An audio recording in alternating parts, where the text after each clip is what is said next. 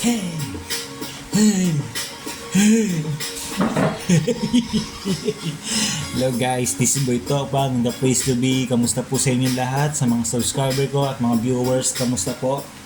Huli po nagbabalik ang inyong lingkod, Boy Tokbang, the place to be. And medyo ilang araw din ako hindi nakagawa ng video dahil nagkaroon ng problema ang aking cellphone. Kakapaayos ko pa lang kahapon. And shoutout nga pala sa iyo, Kuis, na gumawa ng cellphone ko dahil pinalitan mo yung board. Dahil yung unang pinaayos ko to ay ginamper lang pala, so isang buwan lang ay tinagal nun, no? And salamat sa iyo, Kuis, dahil nagawan mo ng paraan na kahit mahal yung board, binigyan mo ko ng discount. Maraming salamat sa iyo. At ngayon magagamit ko ng cellphone ko ng maayos. And kakahingal. First of all, gusto ko rin palang batiin ng happy birthday si China C, no? And happy birthday, more birthday to come, and I wish you all the best, no? And sorry kung di ako nakapunta kahapon. Babawi ako, siguro kung nagpunta ako dyan, load na lang tayo ng sine, or gusto mong maglaro sa palaro, no problem, and sasagutin ko, no, para sa iyo, para sa birthday mo. And again, happy birthday, and keep safe always, no? And to my asawa, kung ano man yung pinagkakabalahan mo ngayon, I will always support you kahit ano man ang nangyayari sa atin ngayon. Nandito lang ako, hindi nagbabago yung pagmamahal ko para sa iyo. Problema lang yan, malalagpasan din natin yan. Mahal na mahal kita at hindi nagbabago yan, no? Konting taste na lang, magkakasama tayo ulit. I love you, I love you, I love you. Mi amor. And kay Boy Hawi naman nga. Boy Hawi, wisit ka. Ha? Sabi mo day off. Wisit yung day off mo, Bicol. Wala nang balikan.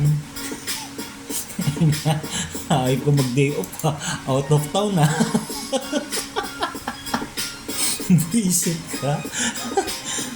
Iwanan to sa ere? Ha?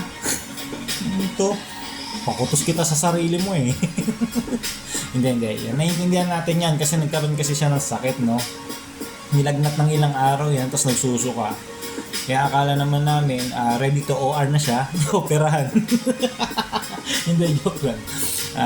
Akala ko naman, may dengue, no? Kinuha na siya ng ihi dito. And yun nga, nalaman namin kahapon na meron pala siyang UTI. Ikaw pre, may UTI ka pala, no? Inom ka pa ng inom, no? Yan ang sinasabi ko sa'yo. Hindi ka nakikinig sa akin eh. Alam mo ba yung UTI? Pre? Alam mo yung UTI? Hindi mo pala alam. Pre, sasabihin ko rin sa'yo. Ang UTI, di ko rin kasi alam yan. Narinig ko lang kanina kay Sir Manny. Nakakatawa yun. Nakakatawa yun. Saka nakakita po uwi ng Bicol, may sakit, tapos nakaporma pa, naka-jacket pa. Preparado ka pre Buisit ka. Ang lakas mo. Hindi ko lang kung maaawa ako sa'yo o mauurat eh. Kumpleto, nakaporma ka pa. Nakuha mo pa mag-gel. Hindi ka na nga makakilos kapag gel ka pa, no? Nakaporma ka pa talaga eh. Siguro pag lagpas mo ng crossing Malolo, sabi mo siguro, yes! Kalaya din ako. Isa ka nito. Maayos ka, no? Pero hindi, kung talagang may nararamdaman kami na sana gumaling na yan, sana lumakas ka na uli, no? And sana masaya ka na sa pangarap mo, sa pangarap mo makalaya dito. Actually, isa din sa pangarap ko yan. Malapit ko na matupad yun. Kaso ikaw tumakas ka eh. Nangyari eh. Hindi. Paalam naman yan. Yun nga lang. Mali lang yung ano mo. Kasi sino ba naman maniniwalang may sakit ka? Nakabiyahe ka pa ng mula dito hanggang Bicol. Diba? Pero kung ano man yan, mga rason mo, wala na kaming magagawa dyan. Yung desisyon mo yan. No? Ingat ka na lang. Na sana wala makita yung albularyo na sinasabi mo. Baka may makita yung albularyo na kung ano-ano dyan sa sakit mo. Dito ka na nga sa hospital, pumunta ka pa ng Bicol para sa albularyo. Ito talaga eh. Tapos pag hindi na ginaya ng albularyo, kasabi siya ng albularyo, kailangan na magpa-hospital. Pupunta ka pa sa Manila para magpa-hospital ka, na talaga nito. Sa hospital ka na nga, punta ka pa doon sa inyo. UTI ka nga eh. Kung ano pa iniisip mo. Hindi ka daw makakain kasi suka ng kanin. Anong gusto mong isuka mo? Ha? Sige nga, anong gusto mong isuka mo? Ulo to.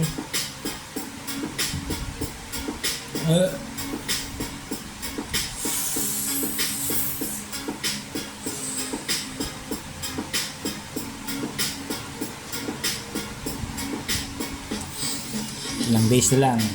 Ilang days na lang magpapasko na, no? Para din sa mga ninong at ninang natin, no?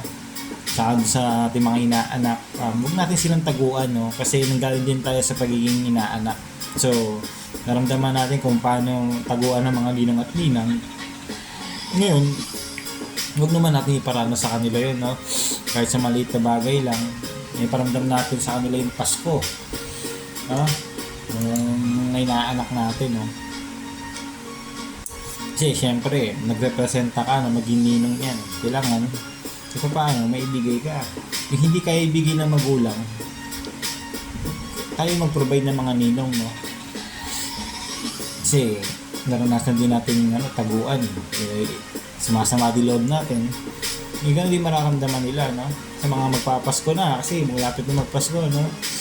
Sa mga araw ng bigayan, araw ng pagtutulungan, no? Pero sana kahit hindi Pasko, ganun pa rin. No? No? Shopper, tantanan mo na yung mga bakla, men, boy hawi. Balita ko kasi, namamakla ka daw nun. Tantanan mo na yan. Hindi na nakakatulong yan. Ang babae para sa lalaki, ang lalaki para sa babae, hindi lalaki para sa lalaki. No? Hindi naman sa akin ako sa mga ganun, ano? Kasi kapatid ko ganun din naman. Pero ibig sabihin, yung mga ganung bagay, men, hindi mo dapat pinapasok. But I mean, hindi mo pinapasok ng ganung relasyon, no? Tapos kung sino-sino pa yung mo, di ba? Ngayon, nagkasakit ka ba?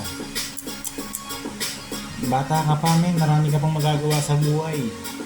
Marami ka pang buhok na hahawiin. No? Pero wala eh. Good luck na lang sa biyahe mo, no? Pahinga ka. Kailangan ng katawan mo yan. Wala eh. Hindi tayo magagawa. Decision mo yan.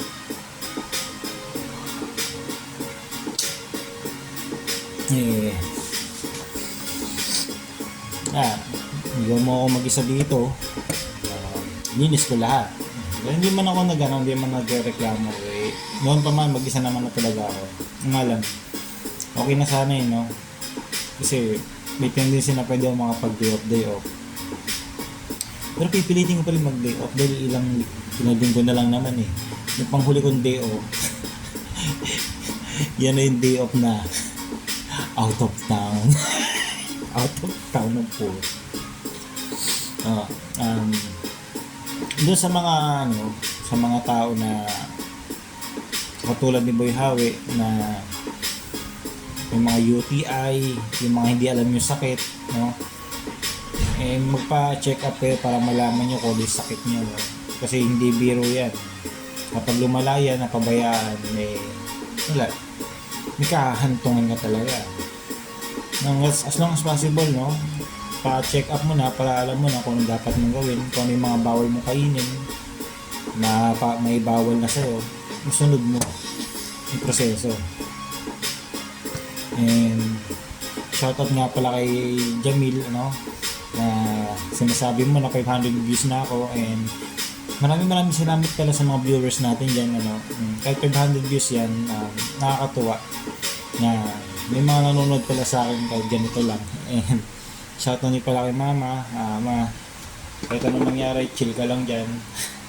Diyan ka lang, bawal lumabas, oh yeah, oh yeah, oh yeah. No? And shoutout din pala kay Papa na nasa barko ngayon, tunasan ka man, mag-iingat ka palagi, no? And lagi mong isipin yung pamilya mo. Isa rin naman ako sa pamilya mo, ano pa. Sana maalala mo rin ako, no? Pag uwi mo, chill tayo, shot tayo, no? Tapos kwentuhan tayo sa buhay-buhay, no? Para lang mayroon tayong yung para malaman mo kung gaano kaloko yung naging panganay na anak mo, no? Yung anak mo mabait na anak sa labas. Anak sa labas kaya hindi pinapasok sa loob. Don't worry pa, hindi masama loob ko, no? Wala na sa akin yun, pero sana next time, kung magkikita man tayo ulit,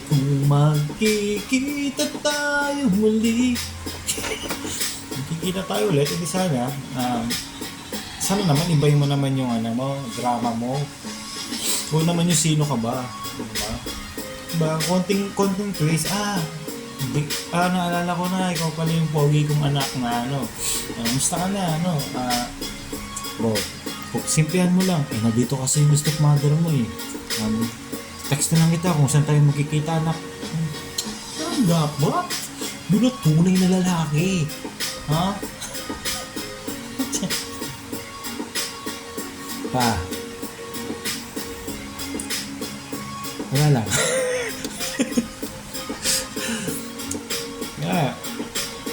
Alagaan mo lang yung sarili mo, no? Kasi hindi naman tayo pabata ng pabata. Kailangan maging healthy tayo sa mga kinakain natin, sa mga ginagawa natin, Ingat ka dyan sa barko, and kung makakalimutan uminom ng gamot, mag-imbimpo mo sa likod. Yung gatas mo 3 times a day, ha?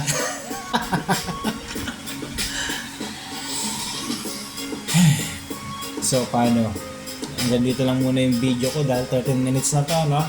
Marami pong salamat sa inyo, sa mga viewers ko, bago ating subscriber.